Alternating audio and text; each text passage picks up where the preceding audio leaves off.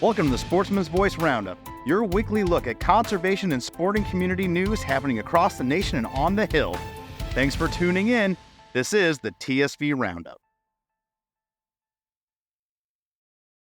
All right, folks, it is Wednesday, and that means it is another look at conservation news from around the nation.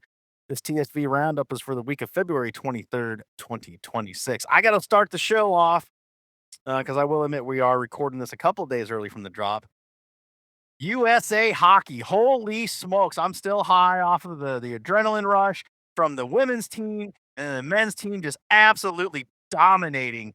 Still got chills, still got goosebumps, man, the whole thing. So this isn't a sports show, but I think the whole country was in on that.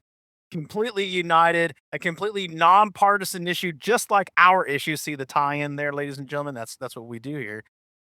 Just awesome. I'm a hockey nut. I don't talk about it obviously a lot on the show, but man, absolute chill. Still having it. So, congratulations, Team USA, all around, truly. But the hockey teams, way to flip and go. Just core memories etched in my brain and my kids' brains for the rest of our lives. Just absolutely amazing. All right, back to the task at hand here. Get that out of the way. This week's lead story is coming out of the West. We've kind of teased this out a couple times in the last week.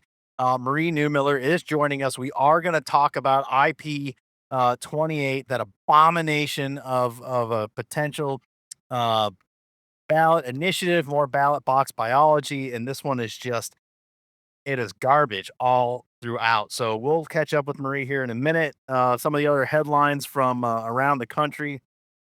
In the Northeast, Maryland is introducing, surprise, surprise, an opportunity for a sin tax on firearms and ammo. We'll get into that a little bit. From the Southeast region, dedicated conservation funding coming out of Tennessee. In the Midwest, we're highlighting CSF collaborative stewardship on outdoor lands in Arkansas at the Governor's Conference on Tourism and Outdoor Recreation. And then finally, we get a forest update out of Georgia with the Sportsman Legislative Caucus working towards prescribed burning. Uh, we'll get to all that here in a second, but let's get to the news of the day, kind of the news of the last couple of weeks, and going into it with this Oregon IP 28. For those who have been living under a rock in our space, basically, not only does this potentially, and I think this is the crux of the matter, but gets rid of all of hunting, all of angling, all of consumptive use of natural resources in that state, but they're looking to get rid of all consumptive practices of protein. So, your cattle, all of it. I don't really have to get into it, to include pest control. So apparently the ants in Oregon and the cockroaches and whatever else that you would get the Orca man out there to do have feelings, and we got to adjust for that. So I don't want to steal the whole thunder. Marie, welcome to the show. Give us the gnarly, awful updates on what's going on in Oregon. Thank you, Fred, and congrats to Team USA. Like you mentioned, this is also a bipartisan issue. We recently had a press release sent out by our caucus co chairs from both sides of the aisle in the Oregon State Legislature because of how overarching and impactful this initiative petition would be. And it goes, like you mentioned, pest control. What it does is it goes into Oregon state statute and eliminates all exemptions from the animal cruelty laws. That's a lot of ethical and common practices, including wildlife management. We've seen recently in West Salem, Oregon, there is a coyote that has gotten too connected with people and has actually bit some people. ODFW would not be allowed to deal with that coyote under the new rules. So there's some interesting points, and I got to tell the audience here. So you're just getting a snippet of this week. Our next feature episode is going to be solely dedicated to this issue. Marie will join us again, and then Amy Patrick of OHA will join us as well. Give us a boots on the ground look at this. But you talk about the animal, domestic animal things. There's a point here I was reading just the other morning that training techniques would be criminalized. Essentially, families and their pets may be less safe due to a lack of training. Like, just simple obedience training? Like, this would totally negate that. Anything that could lead to the injury or death of an animal. Additionally, any breeding practices artificial insemination for cattle that are with ranching, breeding practices potentially for dogs that you may keep as pets. Those would be classified as sexual assault. Oh, so they just kind of bypass the whole animal personhood thing, and they're just blessing them with that essentially. They're not going for the actual legal passage of it. They're just assuming that exists. Yes. It would remove all the exceptions currently in place for ethical and humane practices. The reason my line of questioning is so focused on outside of hunting is because the residents really need to get hip to this really quick, that this isn't just your perennial attack on the sporting community and what it is we do. And it's already kind of, I think for the angling community, it's shocking, right? When they get targeted for this stuff. And that's kind of like, oh, that's an outlier. It's just always the hunters and trappers, and we get that. Other people, we don't get it, but we deal with it. But all this other stuff, I think, is should be the stuff that shakes people's boots, right? Standing in their boots kind of stuff. And, they're not very far as I know, from this weekend's last reporting from getting their threshold of signatures for this ballot initiative. Now, of course, those signatures have to be certified, but it's just crazy enough that even if it gets on the ballot, people would be able to consider this. And that's the real danger. It is. So at last check, they were at 98,000 signatures gathered. To make the ballot in Oregon for 2026, they will need 117,173 signatures.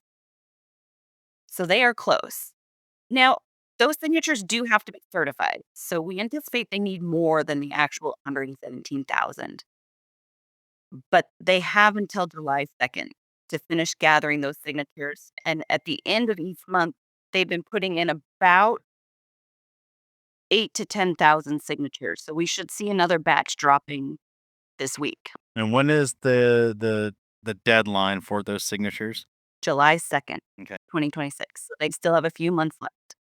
Yeah, that's not encouraging. I have to imagine that should this get to a place where people are going to have a chance to look at this in November, there will be a significant campaign to obviously oppose this. But I would be curious in that how many people in the state actually understand what is at play here. If they're just constantly being getting fed a line of hunting, trapping, and that's what they think this solely is, or if they actually understand that this will affect every single Oregonian. Is that what they're called out there? Oregonians? Oregonians, from their little cats and dogs to their simple training, sit, stay, eat. I mean, and to the food they consume, it's just and I referenced at the beginning of this, even the Orkin man couldn't come out and relieve people of termites and carpenter ants and whatever the hell else out there bothers people in their homes and on their property. Yeah. And we've seen with the signature gathering, y- they only have a small window to talk to people. And while the text is written at the top of the thing, when you're handed a clipboard and said, sign here if you're opposed to animal cruelty, it's very easy to sign and not fully understand the implications of what you're signing. Uh, we've recently done polling as a coalition and found that hunting and fishing still has a favorable view in Oregon, similar to numbers we see across the state, which is sometimes surprising for a state like Oregon. So we anticipate that once it gets to the ballot, as long as we are out there telling our story, we will be able to handily defeat this. But it will also take people being involved in voting. Uh, Again, I don't want to get too much into this because I know you and I could go for hours on this, and we want to save the most of this for our next feature. So that's just a taste of what's coming.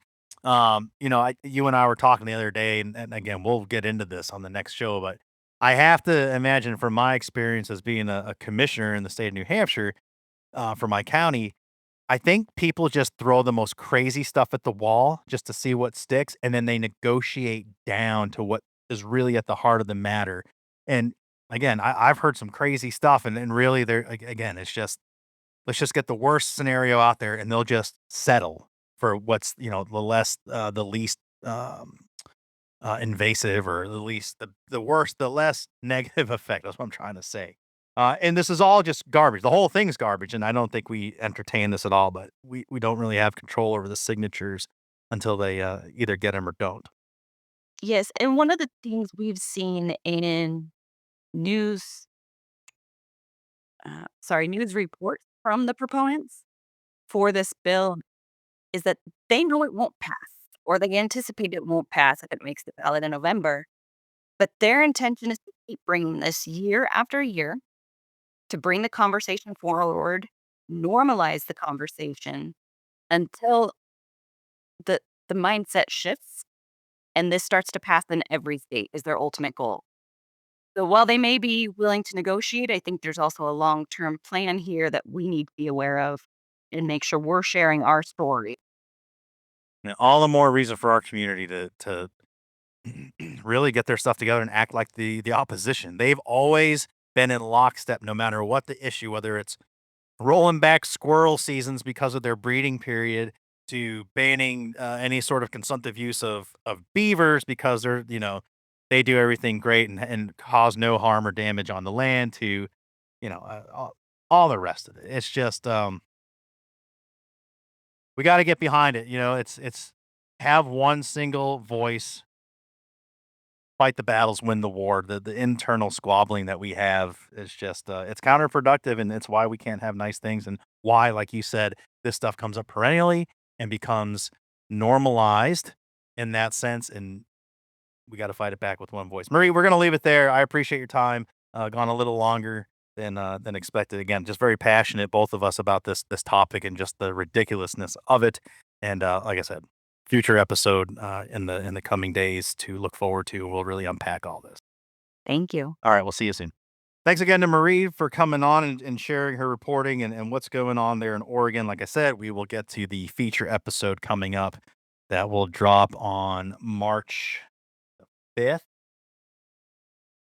That is correct, March 5th. So we can look forward to that upcoming. Rest of the news here, give you the headlines in a little bit, and then we'll punch out of here. So in the Northeast, as mentioned at the top, Maryland once again looking to impose an 11% sin tax.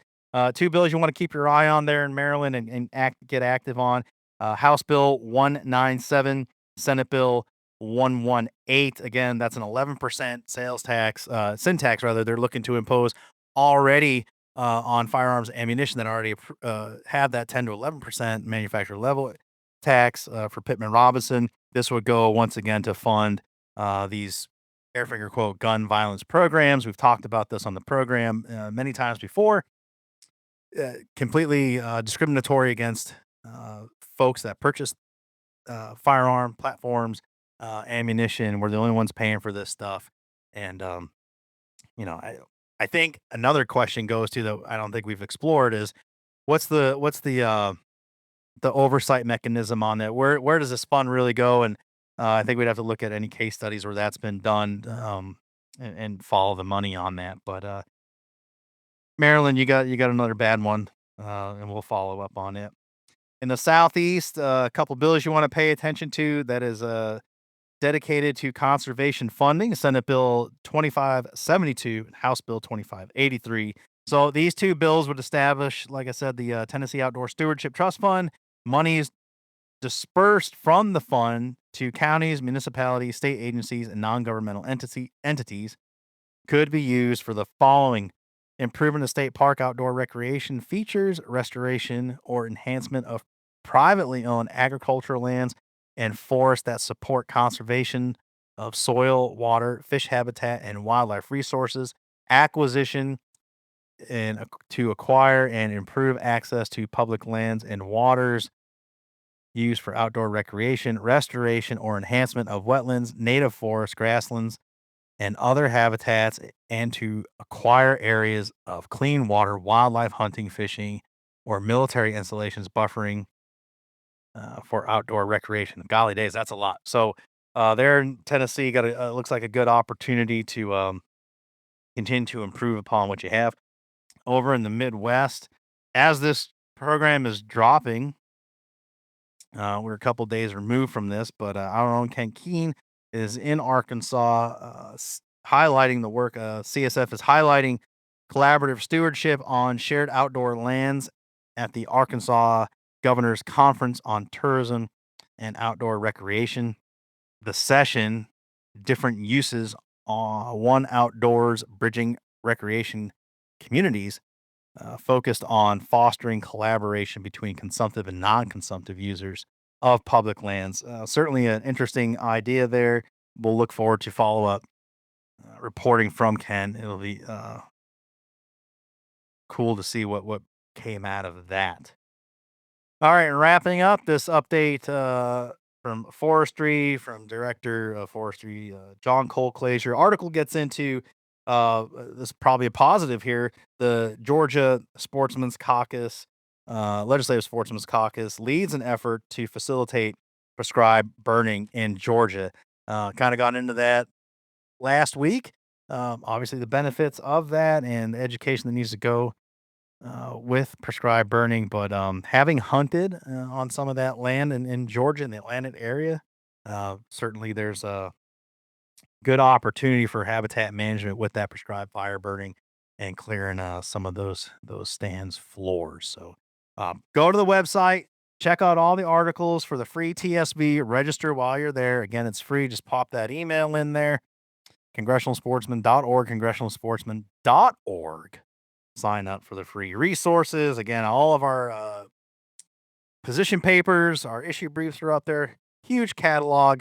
Go in, dive in, check out anything that's relative to you as a legislator. This session, supporting arguments, in article links, in the issue briefs, there's more links. So again, great resources here beyond what we're just doing with the podcast. That's it. We'll leave it there. Again, March 5th, we're going to deep dive IP28, really unpack that, what that means, and not just for Oregon, but the entire country, especially those of you that have states where ballot initiatives, that ballot box biology comes into play. I believe that's 24, 26 states. I think it's 24. So that's like half the country can do this, which is kind of terrifying. So anyway, we'll do all that on the 5th.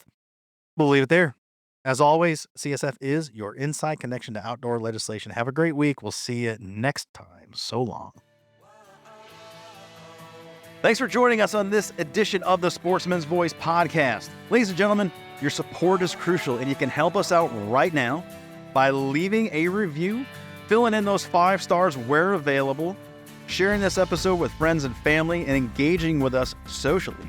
CSF can be found on Facebook, Instagram, and X, formerly known as Twitter. Together, we can protect the outdoor sports we love and continue to keep you informed wherever you are. That's it for this week. Until next time, we'll see you later.